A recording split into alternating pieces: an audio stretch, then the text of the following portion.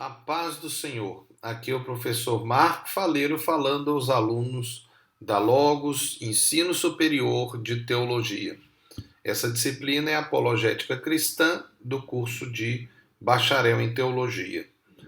E nós sabemos que estamos ainda na parte que é chamada de teológico ministerial. Eu espero que você, aluno da Logos, termine o curso de Bacharel em Teologia e também faça um ano a mais com a licenciatura em Teologia. Esta é a quinta AVA da aula dupla 5 e estamos na segunda parte da aula 10. Estamos dentro do assunto da apologética cristã, analisando a questão de seita e igreja. Mas mais especificamente, nesta aula, nós estamos numa abordagem mais forte sobre seita, considerando a análise dentro de dois padrões. O padrão teológico ou religioso, que inclui a análise bíblica, é claro, no nosso caso, e o padrão de conduta, que é o social. Nessa AVA, nós vamos considerar o perigo de uma conduta perigosa, que pode construir grupos religiosos perigosos. Nós falamos na outra AVA sobre essa questão da análise que durante algum tempo na igreja foi muito construída a questão da conduta perigosa como parte da análise de seita herética. E, historicamente, infelizmente, a conduta perigosa tem acompanhado seitas heréticas cristãs. No entanto, nós não podemos considerar que isso é a base para se determinar o que é uma seita herética. Porque uma seita herética, ou um grupo religioso herético do ponto de vista cristão, é um grupo religioso que está indo contra a dogmática bíblica, está contra a Bíblia. Então, aqui é o ponto principal que tem que ser analisado, e não o aspecto social, o aspecto de conduta. O aspecto de conduta pode reforçar e pode até confirmar que alguma crença está fora do padrão bíblico, mas não é a base. Agora, quando você está a falar com o mundo, você tem que lembrar que o mundo ele não se preocupa se é herético ou não. Ele se preocupa apenas com o padrão social, ou seja, com a conduta perigosa, com o perigo. Então pense nisso tudo quando você estiver construindo o seu discurso e para quem você está falando. Bom, vamos continuar e nós faremos ainda nessa AVA o estudo de conduta.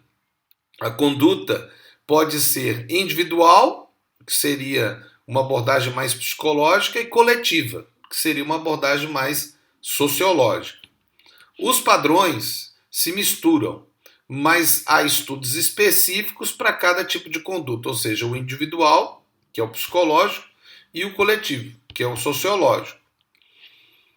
Consideramos a conduta negativa como um padrão que é natural, pois a natureza humana é pecaminosa. E aqui existe uma divergência, porque alguns querem trazer a proposta de que o homem é bom, mas do ponto de vista bíblico, o homem não é bom, ele é pecaminoso, ele é pecador, ele nasce com uma natureza pecaminosa.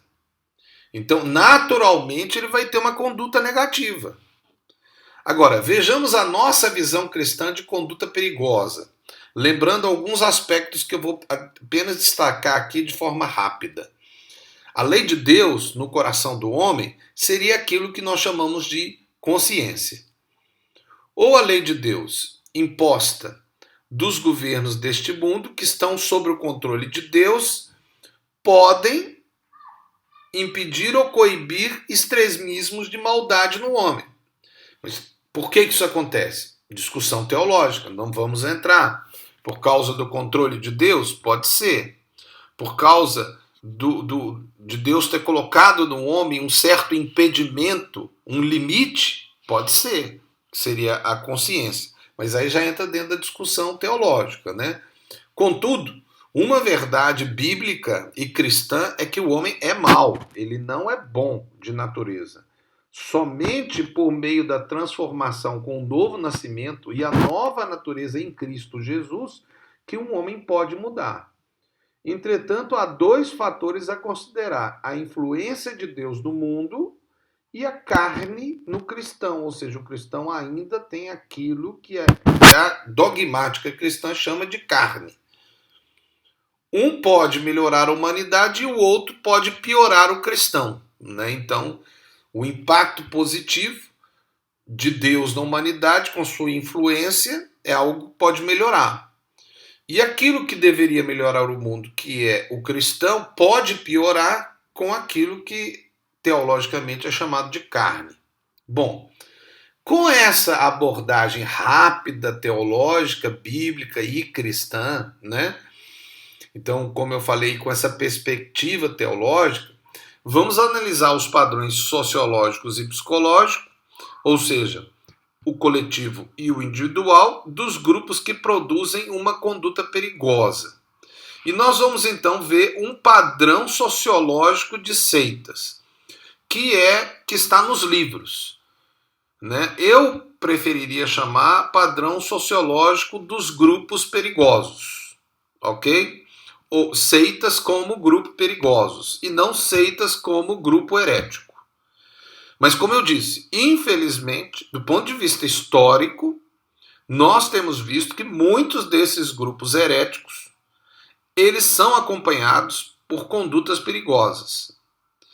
E se essas condutas perigosas estão entre nós, pode significar que existe uma dogmática que está sendo construída dentro desse grupo religioso cristão, no caso, que é herético. Por quê?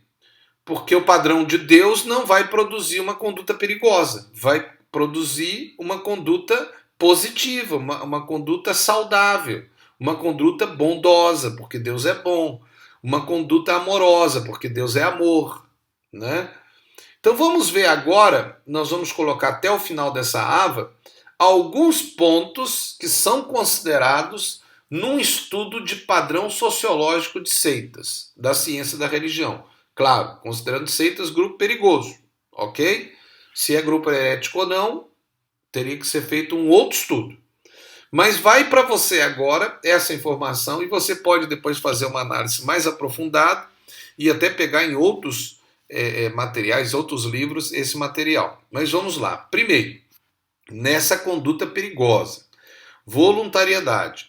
Os adeptos escolhem fazer parte do grupo, mas normalmente servem como voluntários. Isso é um aspecto interessante desses grupos que começam a ter uma conduta perigosa. A pessoa, então, se sente obrigada a dar o que ela tem e ela não recebe pelo que ela faz. Segundo, exclusivismo. Isto é, uma característica essencial, ou seja, exigir dos fiéis total submissão. Terceiro, centralização. A vida do adepto começa a girar somente em volta do grupo. O exclusivismo, aliado à centralização, cria um ambiente de total dependência e de prisão. Essa prisão forma um mundo próprio, com uma cultura própria, uma linguagem própria e até usos e costumes próprios.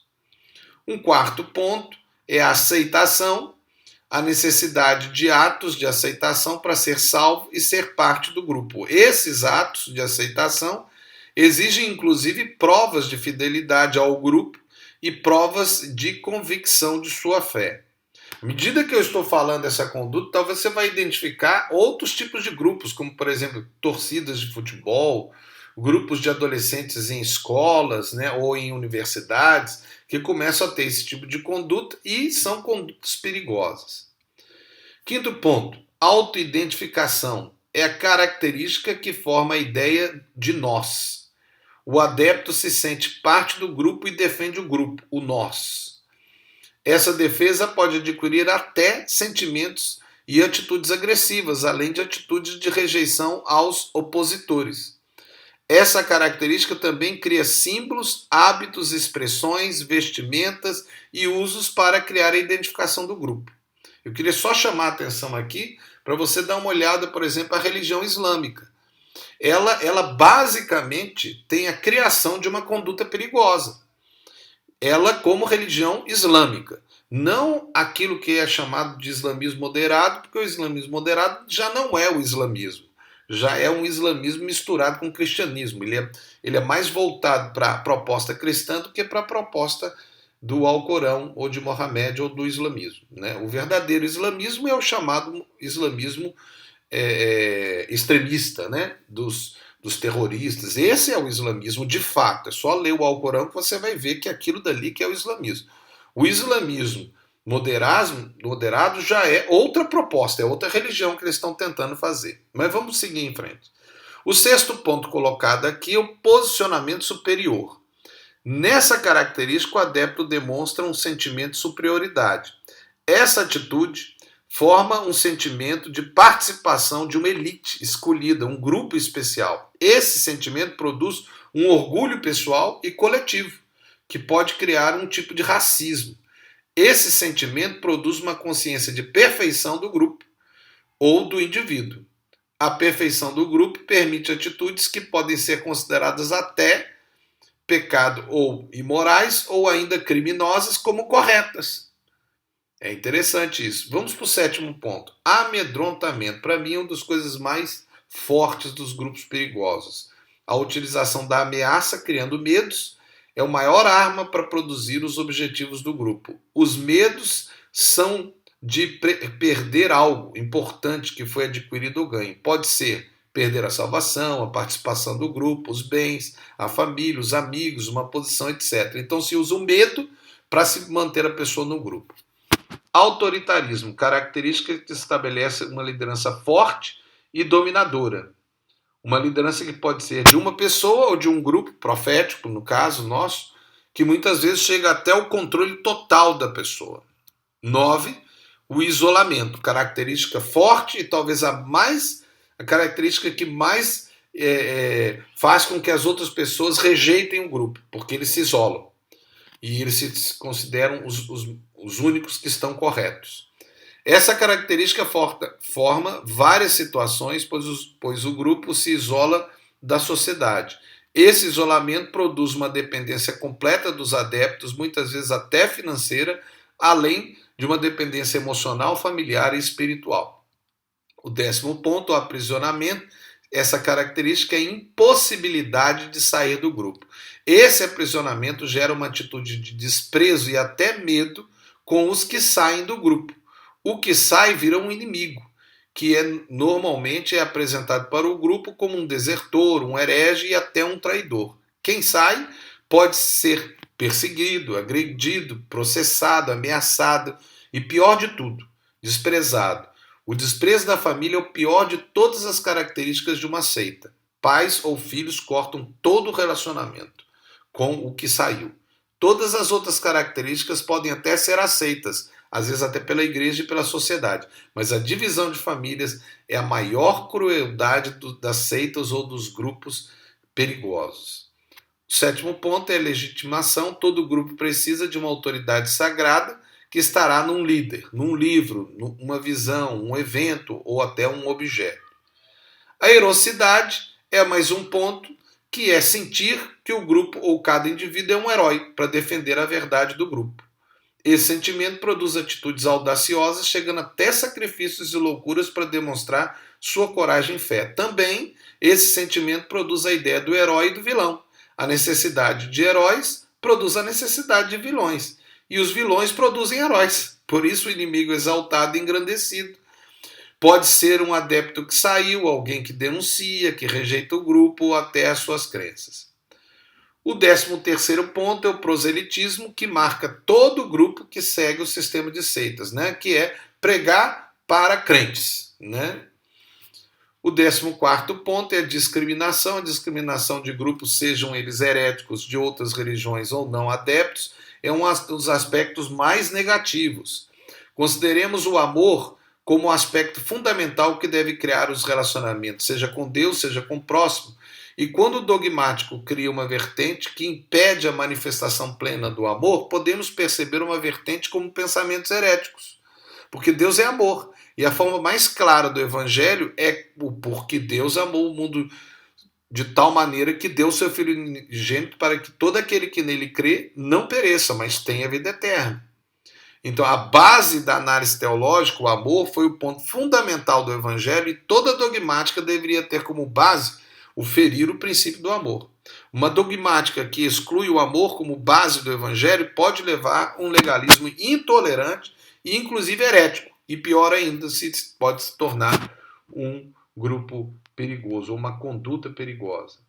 Para terminar essa ava, nós estamos estendendo um pouquinho só essa ava, nós vamos citar a estrutura sociológica de uma seita, do Império das Seitas de Martin, no capítulo 3, página 25 e 33, em que ele propõe a questão raciocínio coletivo e submisso, antagonismo com os cristãos, o pensamento contrário, desagrado, superioridade, dogmatismo institucional intolerante e isolacionismo. Você vê que basicamente é aquilo que nós propomos, né?